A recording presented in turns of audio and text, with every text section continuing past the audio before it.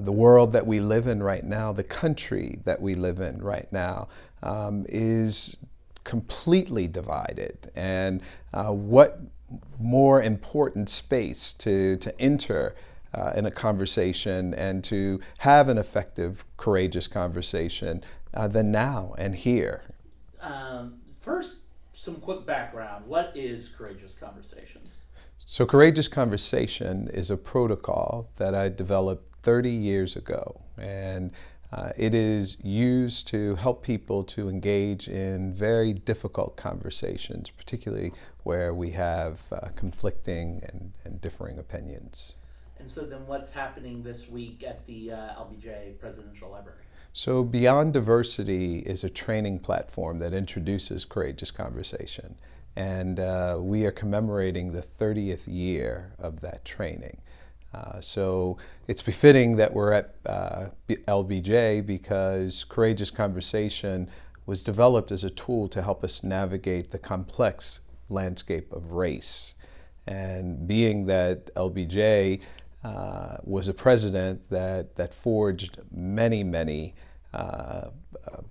possibilities and forward directions around race, from legislation such as the Civil Rights Act of 1964, the Voters' Rights Act of 65, fair housing, affirmative action, Head Start.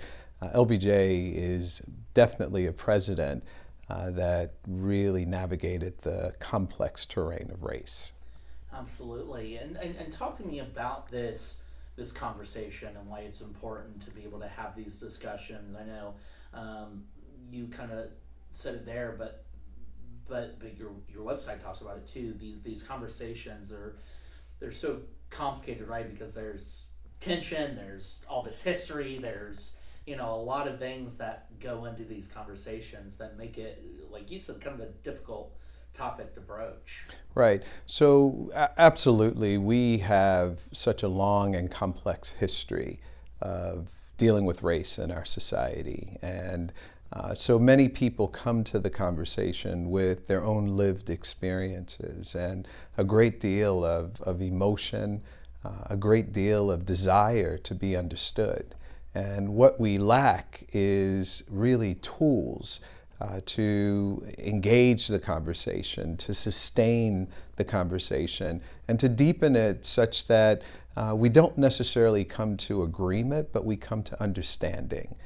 That understanding is so important to figure out how we would go forward in a society and transform a society where racial disparities are very much a definition and a characteristic of the modern city, the modern school, the modern corporation. Well said. So let me ask you a logistical question first. So who's attending the event? Like, is it open to anyone, or who are the kinds of people that are attending these? Well, typically we have hosted Beyond Diversity in the city. Austin has been a real important partner for courageous conversation, and through the work of the former mayor, Steve Adler, we engaged in a citywide effort to bring these tools to leaders across many sectors. This particular experience at LBJ is an experience that brings a lot of people who are steep in the tradition already of courageous conversation. They're here to commemorate this milestone, but we're also paying attention to the fact that we need to up our game. And the world that we live in right now, the country that we live in right now, is completely divided. And what more important space to enter in a conversation and to have an effective, courageous conversation than now and here. And so we're here at the library to commemorate the 30 years. We're here to pay attention to and examine how we got here. We're here to look at some best and promising practices that have brought us to this point. And we're here to carefully analyze and reimagine what racial equity training and development needs to look like going forward. I'm not sure if they're going to be running this piece tonight or in the morning. I assume maybe in the morning. going into your second day. For the people that are going to be watching this piece, if they're interested, is it open to people that are wanting to join in on the celebration conversation, or? Well, the interesting thing is that we're marking the 30th year, and we're beginning to develop a brand new training profile. And so in October, we will release the brand new Beyond Diversity, which we will spend the next year traveling around the country and coming back to Austin to actually engage people in this community, invite folks who have had the old Beyond Diversity training to come in and renew their skills and to think about what it is that these new tools that we're going to provide will help them engage in some of the new challenges that we face. I think that's awesome. So I guess all I'd ask in closing then is what you hope, these couple of days here at LBJ are going to be able to leave people with, or this celebration that this milestone you're marking, what you hope people walk away from with. Well, what I'm hopeful is that people will leave with a renewed spirit. What I'm seeing in the country is a great deal of fatigue. I'm seeing some hopelessness.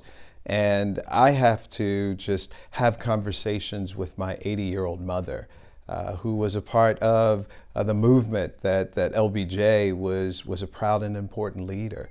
My mom, who sat at lunch counters and protested in streets and called for a different way of life in the 60s.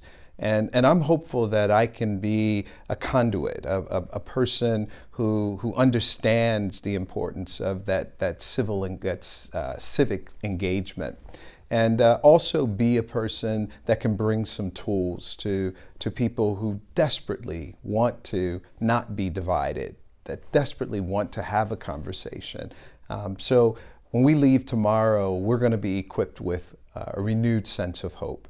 We're going to also be equipped with some advanced understanding of how we use the old tools, how we think about some new tools to engage in some of the challenges that are presenting themselves today. Thank you so much for your time. Is there anything I didn't ask that you want to say or add, final thoughts or final mentions? Well, I think it's important for us to understand that transforming society is not a one-time thing, and it's not something that happens in a single administration, and so we have to be in this for the long haul, and that's not to say that we should accept change as a slow process, but sometimes we're going to ebb and flow. And at this point, when people are feeling somewhat hopeless, when we don't feel like we have the support of a government as it was with LBJ, just to know that progress happens always. And so if you don't feel like you can make a difference at the federal or national level, or even if you can't make a difference here in Austin, you can make a difference in your family, and you can make a difference among your friends. And so do equip yourself with the tools that are necessary to have courageous conversation. Thank you for watching. Please hit the subscribe button and get the latest news by downloading the CBS Austin News app.